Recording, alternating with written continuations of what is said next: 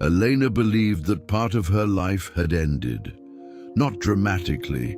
There had been no final conversation, no clear goodbye, no moment she could point to and say, "That's where it finished." Just a slow, quiet fading. The way something loses its place over time. So gradually, you don't notice it happening until one day you look up and realize it's simply no longer there. She hadn't questioned it, hadn't tried to pull it apart or understand exactly when or how. She had accepted it the way you accept most things that leave without announcement, with a kind of quiet agreement between yourself and time. Because time has a way of closing things without asking permission. It moves forward and takes things with it. And most of us, most of the time, just let it. We tell ourselves that's what moving on looks like. And maybe it is. Maybe that's exactly what it is. That morning felt ordinary in every way. The same silence filling the apartment before the day properly started. The same soft light arriving through the window at the same angle it always did. The same cup of coffee sitting untouched beside her, cooling slowly while she wasn't paying attention. She picked up her phone to check the time. Just that. Nothing more than that. The smallest, most automatic gesture of a normal morning.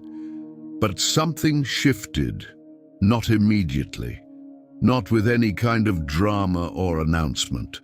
Just a small thing, a detail, a presence that appeared quietly on the screen and landed somewhere unexpected inside her. And with it came a thought she hadn't been prepared for. Maybe it wasn't over. She frowned slightly, not in confusion, not the frown of someone who doesn't understand what they're seeing, but the frown of someone who recognizes something, the expression of a person who has just noticed something that was already familiar, already known, already present, just waiting to be acknowledged. Because the feeling that came with that thought wasn't new. It hadn't arrived from nowhere. It had simply been quiet, hidden in the background of her days, patient in the way that true things tend to be patient, not waiting for something to happen, just waiting for something to be noticed. Elena sat back in her chair. Her eyes stayed on the screen. Her mind moved slowly, carefully, the way it does when it's connecting pieces that have been sitting separately for a long time, finally finding each other, finally making a shape. And she thought, maybe endings aren't always complete. We expect them to be. We're taught in 100 subtle ways that endings are clean, that when something is over, it's over. Sealed, finished, filed away somewhere you no longer need to visit. We wait for that feeling of completion, that sense of a door finally closing. And when it doesn't come exactly that way, we assume we've done something wrong, that we haven't healed properly, that we're still holding on when we should have let go. But sitting there that morning, Elena began to understand something different. Maybe endings don't close the way we expect them to. Maybe they don't disappear. They transform. They become something quieter. Something less visible, less demanding, less urgent.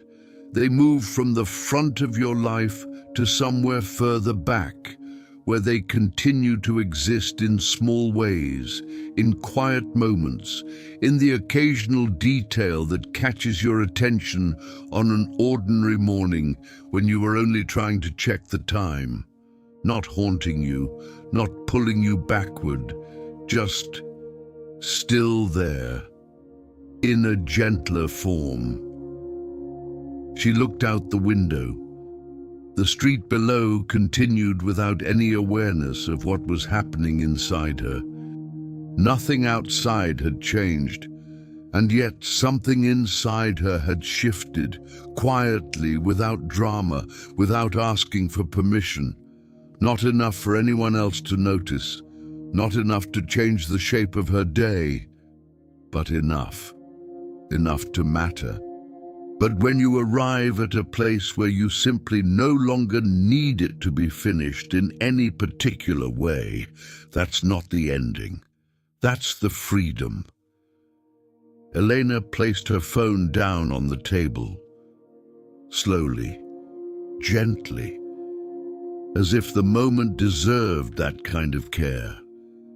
And she sat with the morning light and the cooling coffee and the quiet apartment, and noticed, with something close to wonder, that she didn't need to question any of it. Not the feeling, not the thought that had appeared, not the realization that something she had considered finished was perhaps simply changed. It didn't frighten her. It didn't pull her off balance. It just was. Quietly, simply, honestly was.